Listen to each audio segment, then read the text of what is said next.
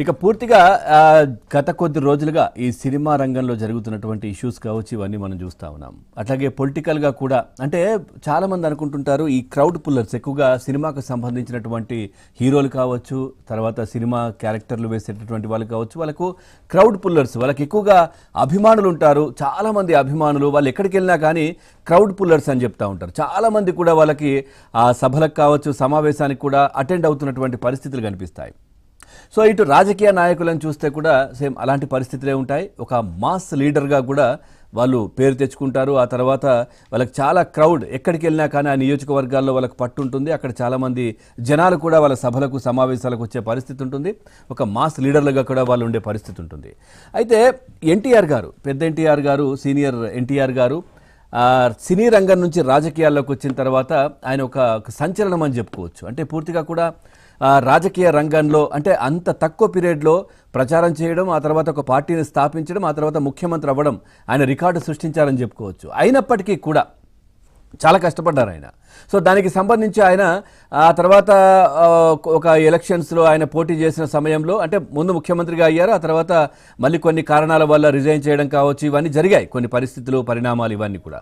ఆ నేపథ్యంలో కల్వకుర్తి నుంచి, తెలంగాణలో ఉన్న కల్వకుర్తి నుంచి ఆయన పోటీ చేయడం జరిగింది. అక్కడ కూడా ఓడిపోయారు. అక్కడ ఆయన ఓడిపోయారు. సో చాలామంది అనుకున్నారు ఇంత ప్రజాదరణ ఉన్నటువంటి సినీ రంగంలో ఉన్నటువంటి హీరో, సో అదేవిధంగా రాజకీయాల్లో ఇంత సుదీర్ఘంగా ఉన్నారు, ఎలా ఓడిపోయారని. అంటే ప్రజలు అంటే ఒకవేళ వాళ్ళు అనుకుంటే కనుక సినీ రంగం కావచ్చు, రాజకీయం కావచ్చు, ఏదైనా ప్రజల చేతిలో ఉన్నటువంటి ఓటుతో ఖచ్చితంగా దానికి సంబంధించినటువంటి తీర్పు ఇచ్చే పరిస్థితి ఉంటుంది. ఎంత పెద్ద నేత అయినా, ఎంత పెద్ద ఈ సినిమాకి సంబంధించినటువంటి ఒక ఆర్టిస్ట్ అయినా కానీ. సో ఆ తర్వాత పరిణామాలు మనం చూస్తూ ఉన్నాం. అంటే సినిమా రంగానికి సంబంధించి ముఖ్యంగా మనం చూడొచ్చు, జూనియర్ ఎన్టీఆర్ కూడా అప్పుడు టీడీపీ పార్టీ తరఫున పోటీ చేశారు.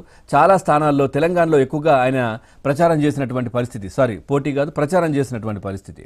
సో ఆ ప్రచార సమయంలో కూడా ఎన్నోసార్లు కూడా ఆయన ఎక్కడైతే ప్రచారం చేశారో అక్కడ మ్యాక్సిమం చాలా చోట్ల కూడా పార్టీ ఓడిపోయినటువంటి పరిస్థితి కనిపించింది. ఆ తర్వాత మనం చూడొచ్చు, ప్రజారాజ్యం పార్టీ చిరంజీవి గారు పెట్టడం జరిగింది. సో దాంట్లో ఆయన ఏ సభ సమావేశం ఎక్కడికి వెళ్ళినా కానీ విస్తృతంగా చాలా పెద్ద ఎత్తున ప్రజలు అక్కడికి రావడం, అభిమానులు రావడం, సో ఇంకా సీఎం అని చెప్పి ప్రచారం చేయడం, ఆ తర్వాత ఇట్లా చాలా హడావిడి జరిగేది. ఎక్కడ ఏ చిన్న కార్యక్రమం అయినా కానీ చాలా పెద్ద ఎత్తున కూడా క్రౌడ్ అక్కడికి వచ్చే పరిస్థితులు కనిపించేవి. కానీ ఆ తర్వాత ఎన్నికల్లో పోటీ చేసిన సమయంలో ఒక స్థానంలో, సొంత ఊర్లో, సొంత నియోజకవర్గంలో ఆయన స్థానంలో అక్కడ ఓడిపోవడం జరిగింది. అట్లాగే తిరుపతిలో మాత్రం ఆయన గెలవడం జరిగింది. దాదాపుగా మొత్తం ఉమ్మడి రాష్ట్రంలో కంటెస్ట్ చేస్తే ఆయన 18 స్థానాలకే పరిమితమయ్యారు. ఆ తర్వాత కొద్ది రోజులు పార్టీని నడిపించడం, అంటే ఆ తర్వాత కాంగ్రెస్లో విలీనం చేయడం, ఆ తర్వాత రాజ్యసభకి వెళ్ళడం, ఈ విధంగా జరిగాయి. అంటే చాలామంది అనుకున్నారు అప్పుడు వచ్చే క్రౌడ్ను చూసి ఇంకా ముఖ్యమంత్రి అయిపోతున్నారు, ఎన్టీ రామారావు గారు ఏదైతే రికార్డు సృష్టించారో దానికి సమానంగా కూడా చిరంజీవి గారు కూడా సృష్టించబోతున్నారు, తక్కువ పీరియడ్లోనే అంటే ముఖ్యమంత్రి అయ్యే అవకాశాలు ఉన్నాయని అనుకున్నారు. కానీ కాలేదు.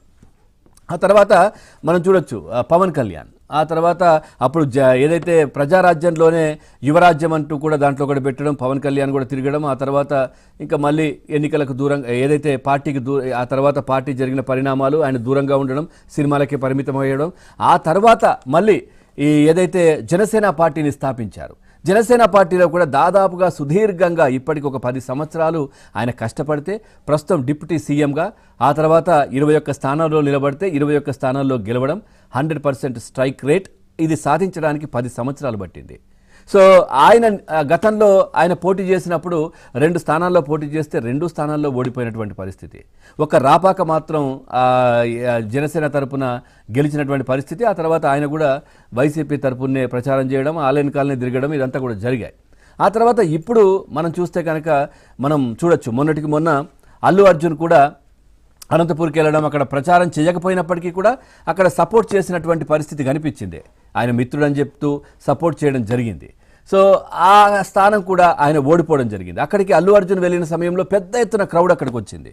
సో ఇంకా ఆయన గెలిచే అవకాశాలు ఉన్నాయి, అక్కడ వైసీపీ తరపున నిలబడ్డ నేత అనుకున్నారు, కానీ అది జరగలేదు.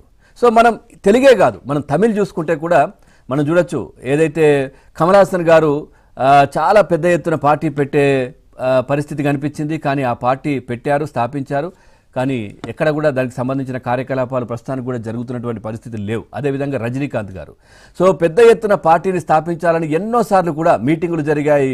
కార్యకర్తలను పిలవడం, ఆయన అభిమానులను పిలవడం, ఆ తర్వాత మళ్ళీ దాన్ని పోస్ట్ పోన్ చేసుకోవడం, మళ్ళీ 10 రోజుల తర్వాత, నెల రోజుల తర్వాత, ఈ విధంగా ఎన్నో పదుల సంఖ్యలో మీటింగులు జరిగినప్పటికీ కూడా అది కార్యరూపం దాల్చలేదు. ఎందుకంటే జరిగిన పరిణామాలన్నీ కూడా ఆయన ఆలోచించుకోవడం, విశ్లేషిస్తున్నటువంటి పరిస్థితులు కనిపించిన నేపథ్యంలో ఆ ప్రయత్నాన్ని విరమించుకున్నటువంటి పరిస్థితి కనిపిస్తోంది.